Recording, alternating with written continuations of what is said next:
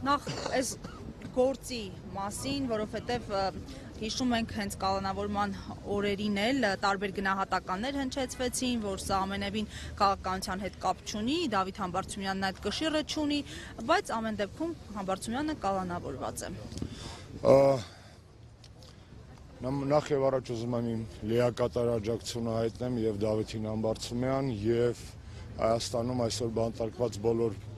քաղաքական բանտարկյալներին, ուզում եմ իմ համերաշխությունը կրկնել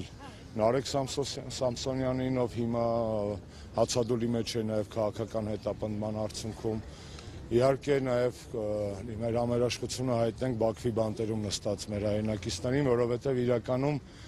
այս գործերը նորից կրկնեմ, որ փոխկապակցված են, պարզապես Նիկոլն ու Ալիևը որոշել են, թե հայերի որ մասը պետք է նստի Բաքվում եւ Արցախի ռազմաքաղաքական ղեկավարությունը նստեց Բաքվում, մյուս մասով պետք է նստի եւ դատվի Հայաստանում, Դավիթը եւ մնացած տղաները, սրբազանները, ընտրված այլ համանքապետեր այսօր քաղաքական հայացքների համար հետապնդվում են։ Նո զավեշտալի է լսել իշխանական քարոզիչների այդ էժանագին պնդումները, որովհետեւ անկեղծ խոսանք, Հայաստանում դնում ենք մի կողմ իրավիճակ, աշխարհում չկա մեկ երկիր, որտեղի իշխանությունը ընդունի, որ կա քաղբանտարկյալ։ Բելարուսում հարցնեք, Հյուսային Կորեայում հարցնեք, Ադրբեջանում հարցնեք, Թուրքիայում հարցնեք, ոչ մի բռնատեր, ավտորիտար կառավարիչ կյանքում չի ասի, որ կա քաղաքական բանտարկյալ, եւ այդքանով կընդգծի, որ այո, քաղաքական բանտարկյալներ կան։ Եվ Հայաստանում անկախ նրանից թե ով ինչա պնդում կամ ով ինչա ծլվելում կամ հմեկը ինչ որակի լապշա է այդ օրը եփում ու կախում է խեղճ հայրենակիցների ականջներին, ցավոք սրտի Հայաստանը դասվում է այն երկրների շարքին, որտեղ կան քաղաքական բանտարկյալներ։ Եռակի զավեշտալի է, որ այդ ամենը տեղի ունենում Եվրոպայի խորհրդի տարածքում, Եվրոպայի խորհրդի անդամ հանդիսացող երկրի դատաիրավական համակարգի ձեռքերով։ Դավիթի գործը ոտքից գլուխ քաղաքական է։ Ով որ կասկածում է, բայց ունի ենթադրենք առողջ բանականության նշույլներ, եթե նոր տարվա ալկոհոլը եւ բուդը ամբողջությամբ չեն սատկացրել իրենց գլխուղեղի գորշ բջիջներին, ապա կարող է հետեւյալ հարցի պատասխանով ինքը որոշում կայացնել։ Դավիթը քաղաքական բանտարկյալ է, թե չէ։ Առաջինը, ինչու 18 թվականին վերագրվող դեպքերի հետ կապված Դավիթը նստեց 25 թվականին 7 տարի լուրջ, ինչպես կասեր իմ նախագահ իրոք, 7 տարի հետո պետք է նստեր։ Երկրորդ հարցը, ինչու եթե կարող էր Դավիթը դատվել այդ հոդվածով, ենթադրենք պետք է դատվի մինչև 6 տարի ժամկետով, այդ դեպքում ազատ կարձակվեր, իր վրա կտարածվեր ամնիստիան, իսկ 6 տարի 3 ամիս ժամկետով դատվելու դեպքում դուրս չի կարող գալ բանտից։ Էդ էլ է պատահական լուրջ։ Երրորդը, արդյոք Դավիթի գործը չի ակտիվացել այն ժամանակ, երբ որ Դավիթը համաձայնեց, համարձակվեց, արիություն ունեցավ լինելու հանրապետական կուսակցության, իսկ 4 ամիս ուշացումով միացյալ խորհրդարանական ընդդիմության վարչապետի թեկնածով։ Էդ էլ է զուգադիպություն,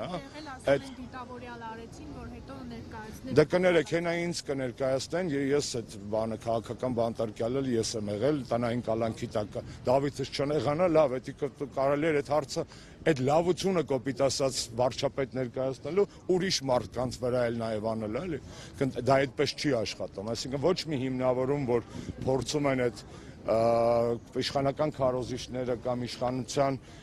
ղեկը զավթած դատաիրավական համակարգի պատասխանատուները բերել, չի դիմանում քննադատությանը։ Նորից կրկնեմ, եթե նոր տարվա խոզի բդի յուղը եւ ալկոհոլը չի սպանել իրենց գորշ բջիջների վերջին խմբականակը, որ գուցե միտեղ ուղեղի ծալքերում մնացել է, ակնհայտ է, չէ՞, որ Դավիթի եւ մնացած բոլորի պարագայում, ասեմ, Դավիթի առիթով ենք մենք հավաքվել, բայց ուզում եմ սա հստակ շեշտենք, մենք միայն Դավիթի համար չենք հավաքվել, ամեն նմանատիպ ակցիա լինի, Նարեկենս դատը, սրբազանների դատը, դա ազատություն է բոլորի համար եւ ամենակարևորը, ինչպես Հանրապետականը եւ Սերժ Սարգսյանը մեր եզրափակիչ տարեվերջյան ուղերձում ռոլիկում ասեցին, այս տարի ազատություն երկրին, որովհետեւ այս տղերքը անազատ են, որովհետեւ երկիրն է անազատ։ Եվ այս հարցերը փոխկապակցված են, ոչ մեկ չմտածի, կներես Զարջան, որ սա պրոստա լոկալ ակցիա է, մենք եկել ենք ընդհանրապես քաղաքական բանտարկյալների համար ենք պայքարում։ Ոչ, սա ընդդիմության, հասարակության առողջ հատվածի, պետական ազգային ուժերի պայքարի շարունակություն։ Այո, Նիկոլը փորձում է մեզ տարոհել, ջլատել, բերել դատարանների դռները, հայատներում հավաքվենք, որպեսզի հրապարակներում չհավաքվենք, Okay, բայց դրանից հայ երկրում կൂտակած դժգոհությունը չի պակասում, չէ, երկրում ոսկլտող ջղայնությունը անարդարությունից չի պակասում։ Ուզում ես տարոհի ըստ Կուխնյաների մեկը այդ գումարային ծավալը դժգոհության շատ մեծ է։ Ո՞նց է արտահայտվում եւ ո՞նց է արտահայտվելու։ Զարջան, ակնհայտ է մի բան, եթե էներգիան չես կառավարում կամ եթե էներգիան չի ուղղորդվում, ապա այն ունակ է ցբխել։ Օրինակ, եթե լեռնային գետա այդ վժժալով իջնում է ձնհալից հետո, եթե չես կարգավորում, առաջանում է ավերածություններ, առաջանում են սողանցներ, առաջանում են ջրհեղեղներ եւ այլն։ Իսկ եթե կառավարում ես, դառնում է պիտանի էներգիա արտադրողը։ Նույնը քաղաքական էներգիայի մասին է։ Այո, այսօր գուցե ընդդիմությունը որպես միացյալ ատոմակայան չի այս էներգիան չի կարողացել կամ դեռ չի ուզում կամ դա առանձին հարց է ուղղորդել մեկ ուղղությամբ, բայց այս էներգիաները չեն պակասել, չէ։ Մենք գիտենք, որ 20 թվականի նոյեմբերի 9-ից հետո մեր երկրում կൂտակած զայրույթը ոչ միայն չի պակասել, այլ ամեն անգամ ավելանում է եւ մի տեղից պորթելու է։ Հայաստանը վերջի վերջո աֆղանական կաթսա չեն կաստրուկեկական, չէ, որ ձգում ես, որ հանկարծ չպայթի։ Մենք աֆղանական կաթսա չենք ուզբեկական փլով պատրաստելու համար, մենք երկիր ենք, որը հաստատ տալու է պորթի հետ։ Լավ չի, որ դա պորթվի, ասածս դա է։ Պարոն Աշոտյան, իսկ ինչի կամ ում դիմաց այս բոլոր քաղբանտարկյալները, Դավիթ Համբարձումյանը եւ մյուսները ազատ կարձակվեն։ Այսօր իշխանությունը կիրառում է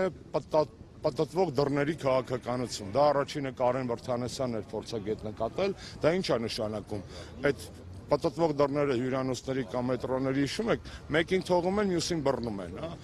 2 տարուց ավելի ես էի նստած ինձ այդպես ասած թողեցին ուրիշ հսկողության ներքո, ուրիշ մարկանց բռնեցին, ուրիշ մարկանց նստստում են, այսինքն այդ պատտացող դռների դա ոչ թե ռեպրեսիաների վերջի մասին է խոսում, չէ, դա հատուկ սմարթ տեխնոլոգիա է, թե ինչպես անել, որ մարդկանց վեճնի գցել այս աժիոտաժի, մշտապես լինել այս աժիոտաժի, այս ներվի մեջ, իսկ ներվ կա, իհարկե կա, ոնց կարող է չլինել ներվ։ Այս ներվը չի մարելու, այս ներվը չի տարողվելու ըստ դատական դալիչների։ Այո, վատ է, որ այսօր այստեղ մարդիկ կան, իսկ օրինակ օպերայի հրապարակում կամ հանրապետության հրապարակում չկան, բայց ես վստահ եմ, որ օրը գալու է եւ այդ հրապարակները նորից լցվելու են, որովհետեւ անարդարության զգացողությունը ամենաուժեղ մղիչ ուժն է, անգամ եթե ազնիվ խոսենք, 18 թվականին էլ չէ, իրադարձությունների մի մասը պայմանված է նրանով, որ ժողովրդի մի մասի մոտ կար անարդարության զգացողություն, կապ չունի ճիշտ թե սխալ, սրսկված թե բնական, չոփը գերան դարձրս թե չդնում է մի կողմ, ազնիվ խոսում են, անարդարությունը Հայաստանում միայն ավելանում է, հետևաբար Նիկոլ Փաշինյանի իշխանության վերջ տալու բոլոր հավանական, այսպես ասած, մեթոդները ցավոք սրտի ոչ միշտ, որտեղ ես որպես քաղաքագետ տեսնում եմ, որ եթե ինքը լավով չի գնում, խնդիրներ առաջանում, իսկ այդ գոլոշին թողելու քաղաքականությունը չի աշխատում։ 21 թվականին ընտրություններ կազմակերպեց, ափալ-թափալ, հրատապ, մենք էլ ասում ենք պետք չի դրանց մասնակցել։ Ինչի համար էին այդ ընտրությունները։ Գոլոշի թողելու։ Եղան ընտրությունները, ինքը վերանշանակվեց։ Գոլոշին մարեց երկրում։ Սաղ ընկավ իր տեղը։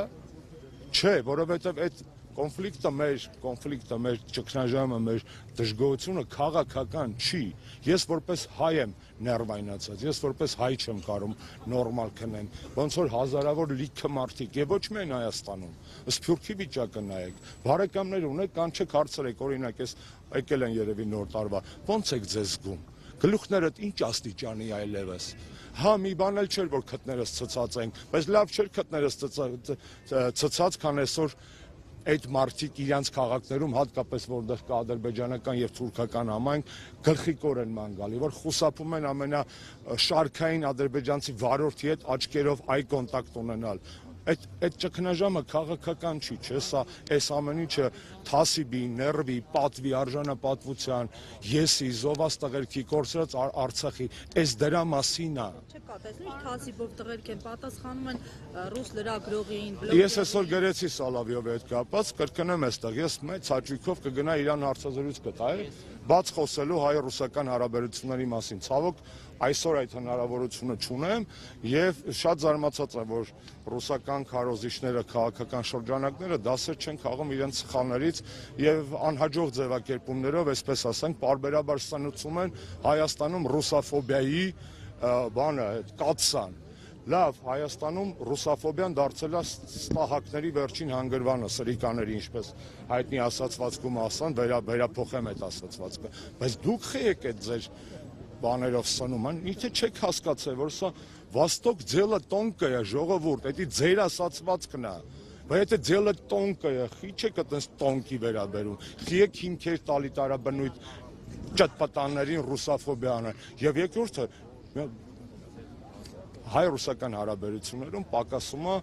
լուրջ ազնիվ բովանդակային սրտացավ զրույց։ Մեր դաշտի մի մասը ցավոք սրտի չափից ավելի սերա, մյուս մասն էլ վճարված ֆոբա։ Ֆոբի եւ սերի արանքում բնականաբար կա ընկերություն, կա ռազմավարական դաշնակցություն, կա համատեղ պատմություն, մշակույթ, ապագա, անցյալ, ամեն ինչ կա։ Եվ այդ երկու բևեռների մեջ, մոլության եւ ատիացության մեջ կորում են հայ-ռուսական հարաբերությունների աղը, կորում է։ Իսկ այդտեղ այո առաջանում են մարդիկ, ովքեր ուզում են իրենց ձեռքերը տաքացնել։ Այդ մարդիկ դες թասիբով եք քո ասացի պես, բա Էրդողանին բան ասեք, բա Ալիևին պատասխանեք։ Լավ, Ալիևից վախում եք, արտորս նախարարին պատասխանեք։ Այսինքն դուք այտենց ընտրողաբար հայրենասիրություն է, այն ասում է 50 եվրո, բայց այն բանը մեջը չի, այտենց չկա, այտենց չի լինում քաղաքականության մեջ։ Շնորհակալ եմ։ Tribune-ի հարգելի հետևորդ